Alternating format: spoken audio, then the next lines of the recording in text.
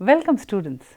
In this session, we will study about Gandhi and his biological profile, and we are also going to look at his early life. We have studied about Mahatma Gandhi in most of our history books, and in this session, we will be learning how Mahatma Gandhi has influenced our society to move towards freedom and change.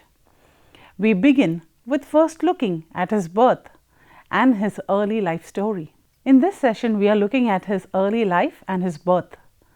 Mohandas Karamchand Gandhi was popularly known as Mahatma Gandhi. He was also known as M.K. Gandhi. He was born on the 2nd of October 1869 in Portbandar, India. Portbandar is also popularly known as White City. M.K. Gandhi was the youngest child of his father's fourth wife.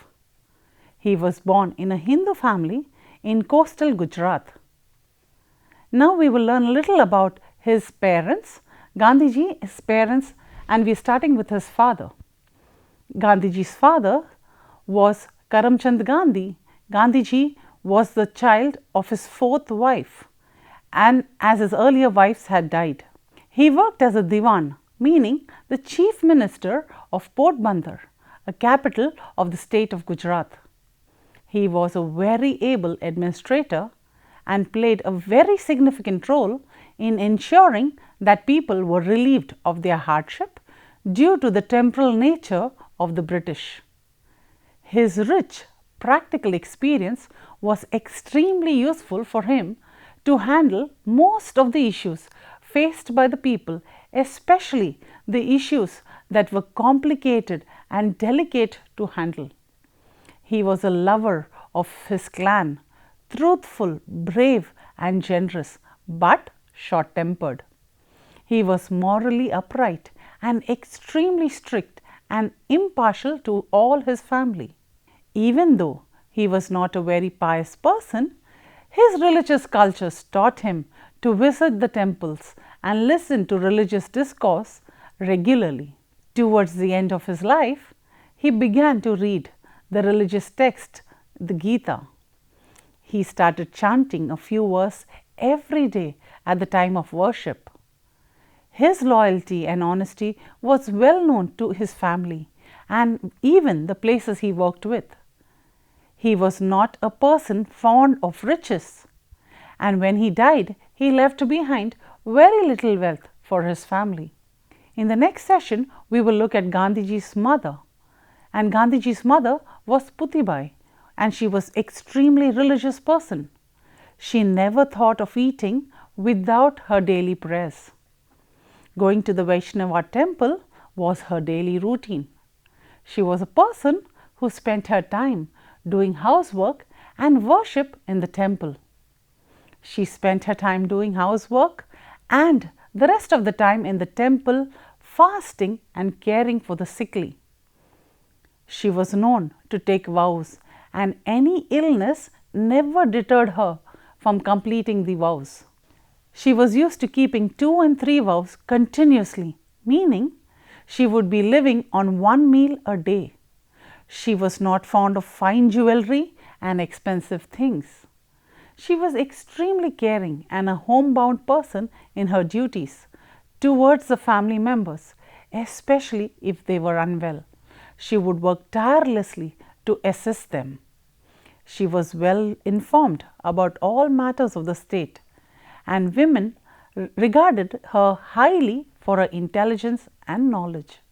She would be part of many discussions where widowed mothers of the Indian noblemen and cricketers of the princely states of Thakurs, Sahibs of Rathod met. We will look at Gandhiji's childhood. Gandhiji studied at the elementary school in Portbandar till the age of 7 and later at Rajkot. Gandhiji was a mediocre student at school. He was a shy person who avoided mingling with the other students as he was afraid of being made a joke by them. His daily routine was to be at school before the bell and to run home as soon as the school was over. Like his father, he was an honest child and never told lies to his teachers or schoolmates. He was never judgmental of his teachers and elders and would respect them irrespective of their nature. To be obedient to the elders was important, and hence it was not important to do a character scan of the elders. He was a mediocre student in school, but did not like being picked up by the teachers for not doing his work.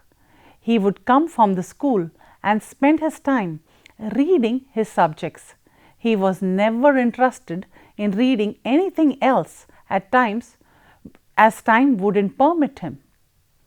One day, by chance, he happened to read the book purchased by his father. It was Shravana's Natkar, and it was about a play about Shravan and his devotion to his parents. This is a play that speaks about Shravan's unfailing duty to his parents, even though they were blind. This story goes on to show how Shravan carries his parents on his shoulder using a sling, and the parents sitting in two baskets hanging from the two ends of the sling.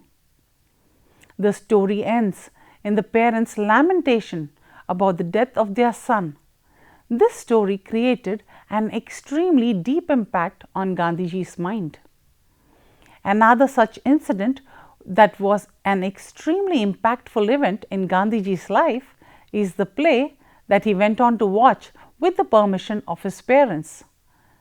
The play was on Harishchandra, and it shows how the protagonist goes on through various ordeals in order to be truthful. Both the stories of Shravan and Harishchandra was so very important to Gandhiji that he never looked at them as stories but as real life characters that had a long lasting effect on his personality.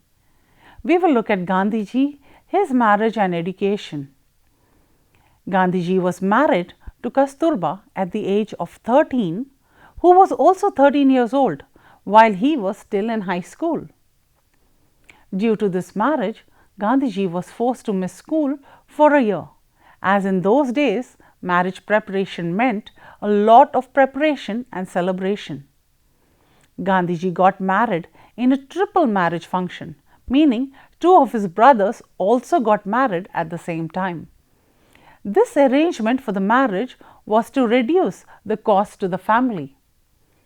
Even though Gandhiji had lost a year at school due to his marriage, his teachers promoted him to the next standard as he was a diligent and hardworking student. He often would receive a certificate for his good conduct at school.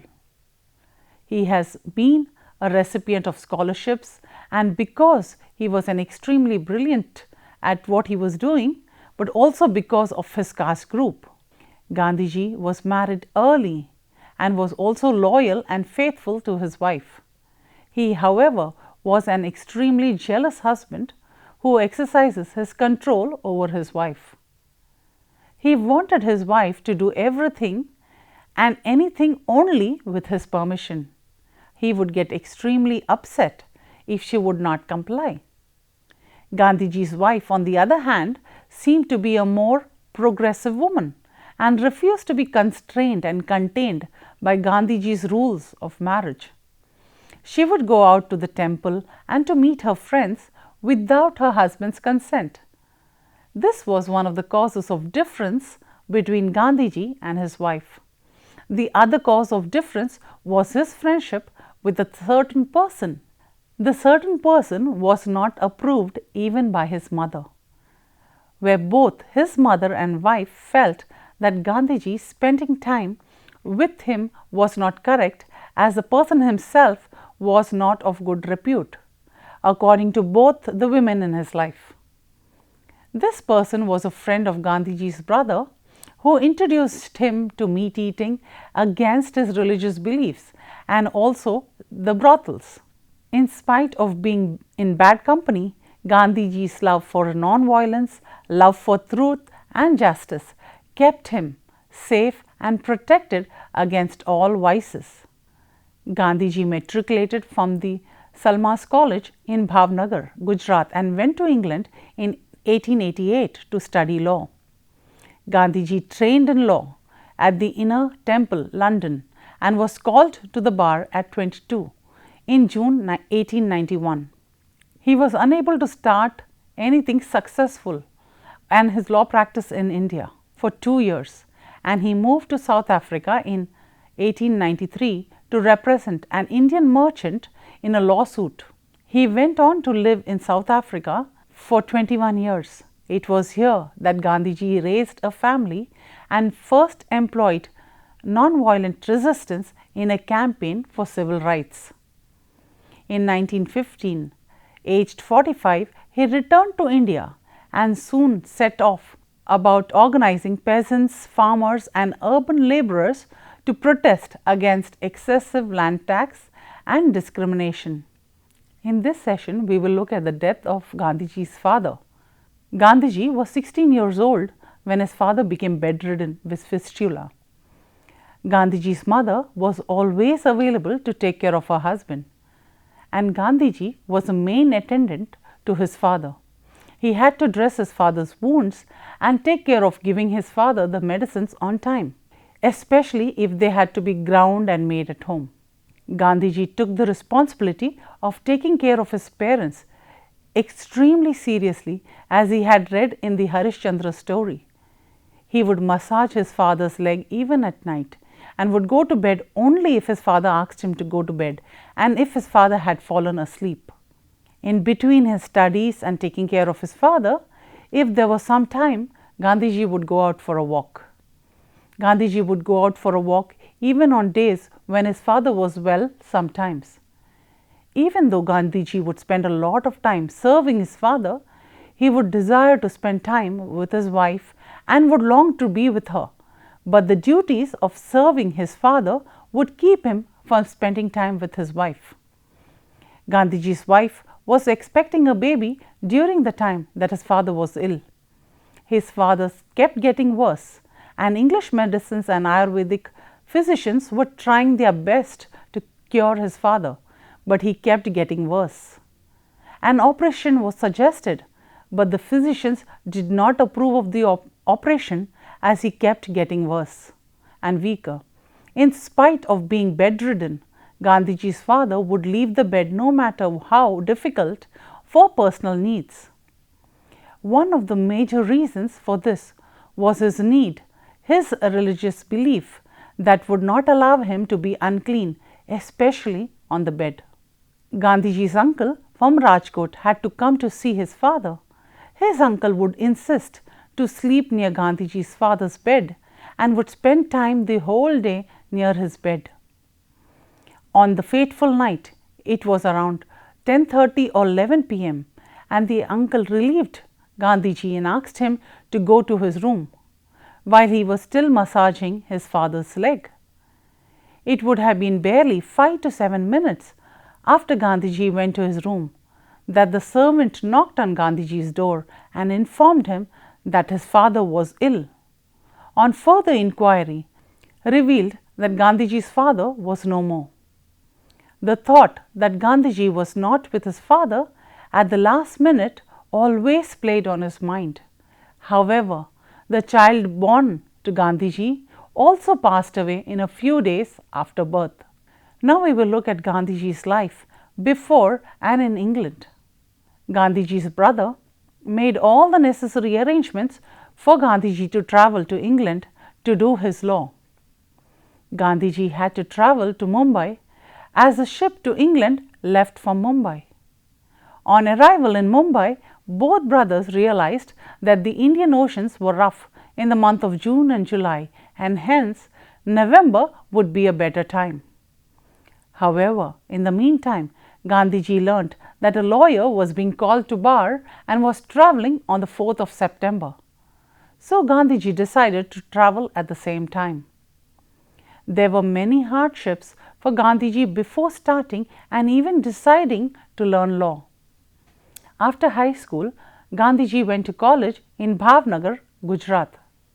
He was finding it very difficult to study as the standard of studies was higher and his English language skills were not very well sharpened. He was finding it extremely difficult to continue at around the same time. He had a well-wisher of the family come by and advised that Gandhiji should study law, as this was the only way for him to become a diwan, an administrator like his father. This was a major decision to be made, as Gandhiji was no more and the only next elder was his uncle, and Gandhiji's mother asked Gandhiji to get his uncle's permission to study abroad. Gandhiji's uncle lived far away, which meant a 5-day travel by the bullock cart, as there were no other means of transportation. Gandhiji was extremely relieved and happy to make the journey, as he was looking for an opportunity to leave college. His uncle was willing to give him the blessings and permission provided his mother agreed. The travel and study would cost about 4,000 to 5,000 rupees. Gandhiji decided to sell his wife's jewelry, as he was able to only raise about 3,000. His brother decided to make arrangements for the same. Besides the travel cost, the next major issue was that all people who travel overseas indulge in meat eating, smoking and drinking. Being an ardent follower of the Vaishnavas, these things were forbidden. Gandhiji's mother spoke to one of the religious priests, who said that these 3 things could be handled by Gandhiji taking 3 vows to ensure that he will not indulge in meat eating, smoking and drinking. Gandhiji made these 3 vows to abstain from meat eating, smoking and drinking. Gandhiji had his mother's and family's permission to study abroad. The religious head of his community had an issue. According to them, no one in the community had gone abroad. The reason being that people abroad indulge in meat eating, smoking and drinking. Gandhiji said that he had promised his mother and that he would not lie to his mother. This was not a sufficient justification for the heads of the religious community. The heads of the community were upset that Gandhiji wanted to go to England and declared him an outcast. The decree was passed that if anyone helped Gandhiji, he would be an outcast. In spite of being an outcast, Gandhiji decided to go ahead with his plans as decided. He was to take help from his brother's friend, but the person refused any help because he would become an outcast. Gandhiji got help from others to finally make his journey to England. Along with the excitement of going to England, Gandhiji was also leaving behind his wife and his son, who was barely a few months old. His journey was not easy. Through the ship journey, Gandhiji would avoid meeting people because he would find it difficult to make conversations in English, and hence would end up eating most of his meals in his cabin and would go to the deck of the ship in evenings and at times when there were very few people, so that he would restrict his conversation. He would have to first make the sentences in his mind and then try and speak and make a conversation in English. Once in London, Gandhiji initially lived in a hotel and the stay was expensive. So, Gandhiji being offered another alternative stay in a new room was much more cost effective. However, the food was expensive because if Gandhiji ordered a dish and did not like, he would order another and would have to pay for both dishes. Stay was expensive, but the travel also was, and hence the well-wishers of Gandhiji who were in London decided that Gandhiji should stay with a family because he was growing weak due to cost and insistence of eating vegetarian food. Gandhiji also began to read newspapers. In the meantime, he started looking for a vegetarian hotel and he finally found one where he would eat at his heart's content. Being able to find a decent place to stay was just the beginning of Gandhiji starting to settle in.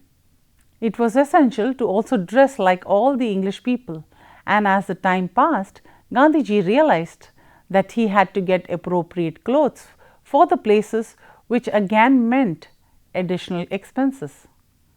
Along with getting clothes and being advised by his well-wishers, Gandhiji decided to take dance and French classes. After the first few classes, Gandhiji decided that dance was not meant for him, but maybe the violin.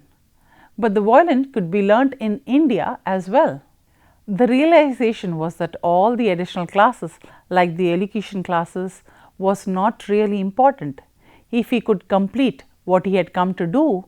So Gandhiji decided to focus on his studies and to clear the bar examination. But his poor English skills was a worry for him. The words of one of the persons he visited to check if law was a good option had advised that Gandhiji to first complete his graduation.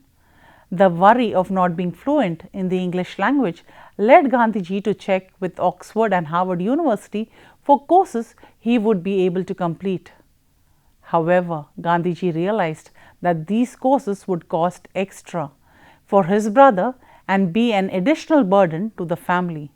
In the meantime, one of Gandhiji's well-wishers advised Gandhiji to complete the London matriculation, and even though Gandhiji would need to learn a new language, Latin, he did complete this program with no extra cost for his family. As Gandhiji was experimenting with different types of diet, he was also checking for writers who were writing and experimenting on vegetarian diet. Soon he found a scientific journal that was writing on experiments and tests on vegetarianism. He went on to become an editor on the journal. Gandhiji was a devout student and diligent with the money he received from his brother. He would maintain a record of every single penny he spent in England and would also review his expenses. And because of this habit, Gandhiji could point out where he spent money and sought out ways to reduce his expenses. Gandhiji was exposed to women and the lives of the Englishmen who would drink and socialize. However, he was extremely disciplined and always had the purpose of his education on his mind. Gandhiji was focused and dedicated and completed the London matriculation and his law education and returned back to India in 3 years in 1891. Some of the major learnings from Gandhiji's life is what we will see in this section. Born and raised in a Hindu family in coastal Gujarat, Gandhiji was influenced by the religious practices of his family, especially his mother, who was a very devout person. The moral stories that Gandhiji read as a child had a long-lasting impression on him throughout his life. He was extremely obedient and hard-working student who was willing to put in the extra effort to study at home after school. He would not indulge with other children for fear of being teased and bullied. Gandhiji watched his mother and learned to imbibe his family's religious values. Every time Gandhiji was influenced negatively to get into the wrong ways of life, his strong consciousness and character was influential in getting him to be morally upright. Gandhiji was known for his public life, but very little is known of his personal life. This session has looked at some of the little details in Gandhiji's life. Gandhiji was extremely meticulous of maintaining the account of money he spent. He would regularly analyze his expenses and review these expenses so as to curtail his expenditure. At times, due to the influence of his well-wishers and friends, Gandhiji would aspire to learn additional skills to fit into the British society. He would not be swayed away for more than a week or two. He would get back to himself and stop the unnecessary expenditure on these extra activities. The strain and conscious manner in which Gandhiji got back to being himself is a true test of his personality. The ability to acknowledge and write about the times that he had failed or drifted due to his friends itself says that Gandhiji had the capacity to come back to himself, show how strong he was and his value system. It was a strong sense of responsibility to his parents that was his priority. He would take care of his father's needs during his illness, and his newly wedded wife was only next in line of priority. He was dominant like most men of his time, which through his biography he has mentioned and he has felt upset about as well. For Gandhiji, the younger days were for studying, and he focused his energy in his studies. Socialization and interaction with people was only secondary activities. In England, initially, as advised by most Indians, the fact of his child marriage was kept a secret because England did not know anything about child marriages. During the course of his stay in England, he was getting introduced to a few eligible young women for the purpose of marriage through an elderly landlady. Realizing that matters were starting to show up, he wrote to the landlady apologizing that he had not informed her of his early marriage and that he had a son. He never shied away again to tell any people in London that he was married. This shows the courage of Gandhiji to tell the truth even at the cost of losing his respect and friendship of the people in the new and alien city. We come to the end of this session, and just to conclude from the life of Gandhiji, we can conclude that he was and is a true example to the young youth of our society. He has always followed a path of truth and honesty. Even at times when things would not be in his favor, he confessed and said the truth. He has selective friends who understood him well and who were able to advise him at difficult moments. He would give priority to honoring and serving his parents, and it would be extremely difficult for Gandhiji, but he would sacrifice his pleasures to serve his parents. The duty of honoring one's parents were of foremost importance. Even though Gandhiji was leaving behind his young wife and newborn son, he never lost focus or got distracted. He focused on his education and completed the same very fast. He would also account for every penny he used, making his manage money extremely well. We have come to the end of this session, and in this session we have learnt about Gandhiji, his early life, his parents and his stay in London.